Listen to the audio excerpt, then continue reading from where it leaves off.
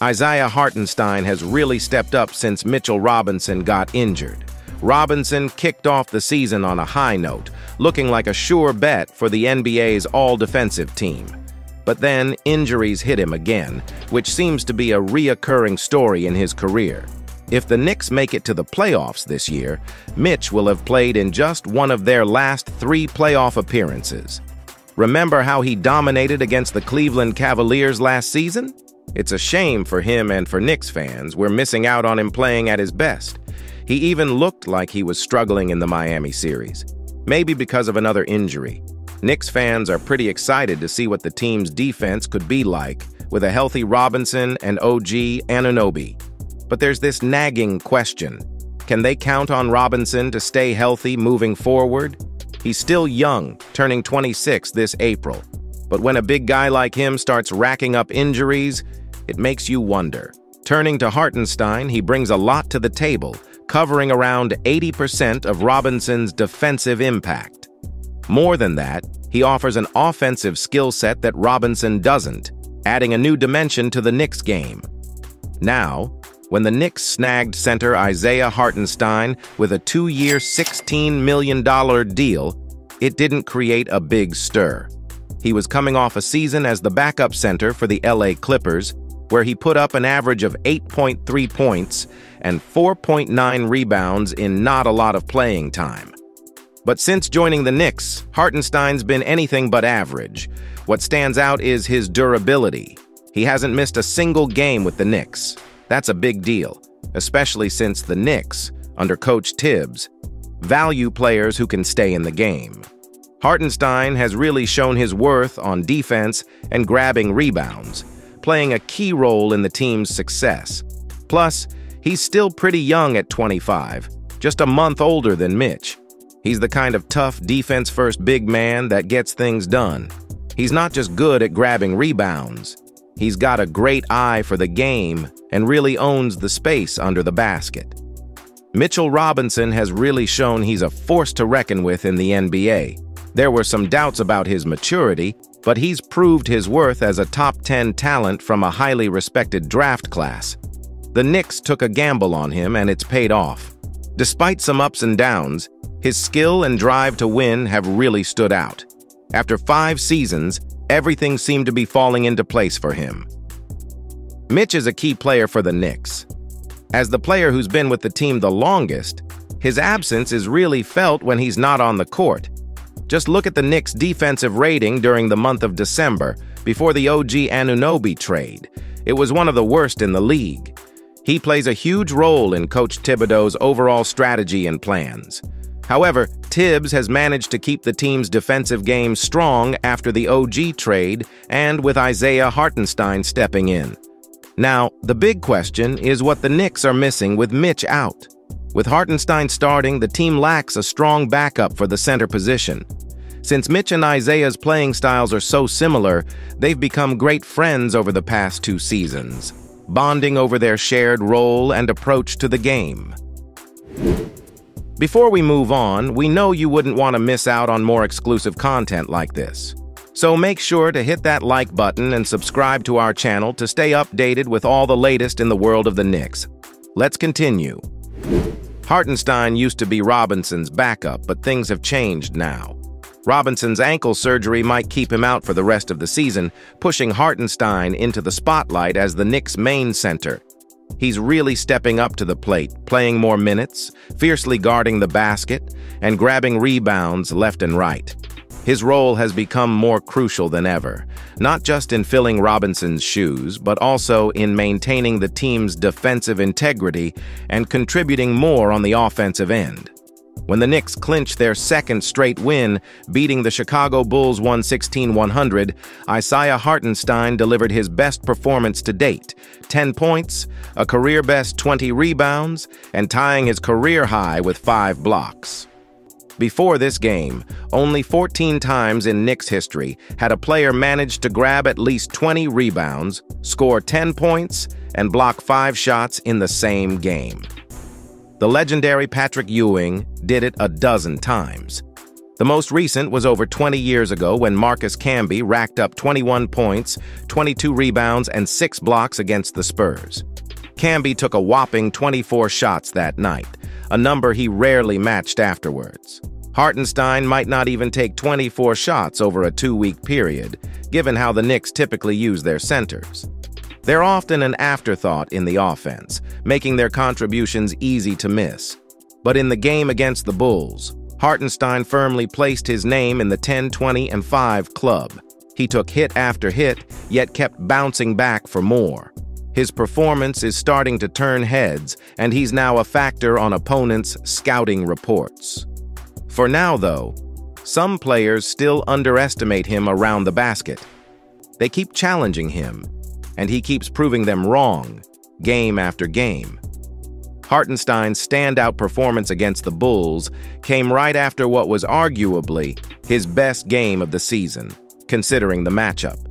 He dominated in the Knicks' victory over the Minnesota Timberwolves, who were leading the Western Conference at the time. He put up 7 points, grabbed 9 rebounds, blocked 3 shots, and made 3 steals. What made this performance even more impressive was that all 3 of his blocks were against All-NBA center Rudy Gobert. Gobert tried multiple slam dunks on Hartenstein, but he just couldn't get past him. Sports bettors. Your favorite sportsbook, BetUS.com, is back. Real-time in-game betting, incredible odds with daily odds boosters, props and parlays, fast payouts, and exceptional customer service. We got it all. Who do you like in today's NBA action? Check out the link in the description to receive a 125% bonus match on your deposit when you sign up for BetUS.com, where the game begins. This level of rebounding is new for Hartenstein. He's always been good at fighting for the ball on the offensive end, but now he's showing up big time on defense as well.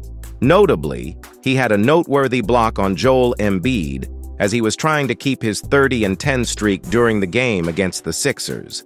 The impact of Hartenstein on the court is evident in the stats, with the Knicks outscoring opponents by 136 points when he plays, while experiencing a deficit of 32 points when he sits.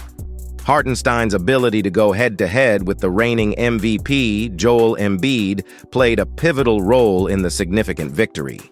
Despite Embiid's scoring, Hartenstein's one-on-one defense prevented the big guy from taking control of the game, requiring 23 shots for Embiid to reach 30 points. Additionally, Embiid's usual contributions in assists and low turnovers were inversely impacted, showcasing Hartenstein's defensive mastery, and there's more to his game. With his passing and ball-handling skills, head coach Tom Thibodeau is looking to use him more as a facilitator. This idea came up especially after the trade that sent R.J. Barrett and Emmanuel Quickley to the Toronto Raptors. Thibodeau sees the potential in Hartenstein's all-around game and wants to make the most of it, adding a new dimension to the Knicks' play. Hartenstein is standing out in the league for his rebounding skills, especially in tight situations. According to Second Spectrum, over half of his rebounds this season have been contested.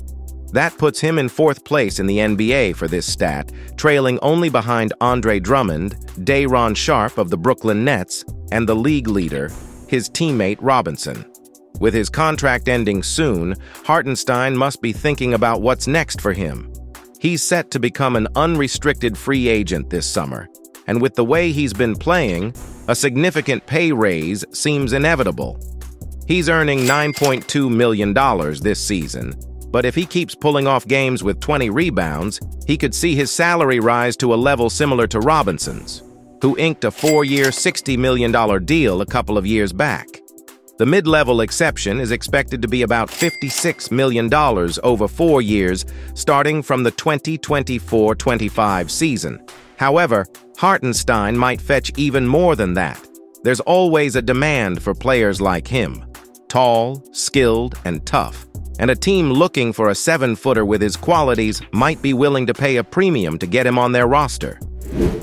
Precious Achiuwa, who joined the Knicks in the trade with Toronto, is a promising young talent, but he hasn't been able to fit the mold of what Tibbs wants from his centers. He was initially seen as safety net for the Knicks, especially if the market price for Hartenstein gets too high for them to match. But the more likely possibility is that he goes out in a trade, possibly for a better fit at backup center. If Robinson comes back from his injury as dominant as before, the Knicks will have to think carefully about their finances. They can't afford to pay a backup center as much as or more than Robinson. Doing so would strain their budget significantly, especially since they might already be paying hefty salaries to at least 6 other players next season. On top of that, they have to plan for a potentially huge new contract for Brunson. In the current NBA landscape, where luxury tax considerations play a big role in roster decisions, teams are becoming more cautious about high salaries for backup players. If Hartenstein lands a hefty contract with another team next summer, it's likely because they've seen his performance as a starter in New York and want him to replicate that role for them. This situation brings up an interesting thought for the Knicks. If they see Hartenstein as a more versatile option compared to Mitch, could they consider using Mitch in a larger trade deal? The Knicks might need to shed some significant salary to acquire that final piece that completes their puzzle. There's been speculation about whether Julius Randle could be that salary. However, considering Randle's excellent play, arguably the best basketball of his career, and his durability, he seems too valuable to trade away. Plus, his growing synergy with Jalen Brunson is another factor the Knicks would be reluctant to disrupt. In this scenario, Mitch emerges as a potential trade piece. He's younger and could be an attractive option for teams with specific needs. If the Knicks find the right trade partner, Mitch could indeed help them land that last piece they need to round out their team. That wraps up our deep dive into the Knicks' current roster situation and the potential moves they could make. But this conversation is far from over, and your thoughts are crucial. What do you think about Hartenstein's rising value? Should the Knicks go all in to keep him or pivot to a more budget-friendly option? And the big question, if you were in charge, would you consider trading Mitch to bring in that final piece the Knicks need? Or is there another player you think should be on the trading block?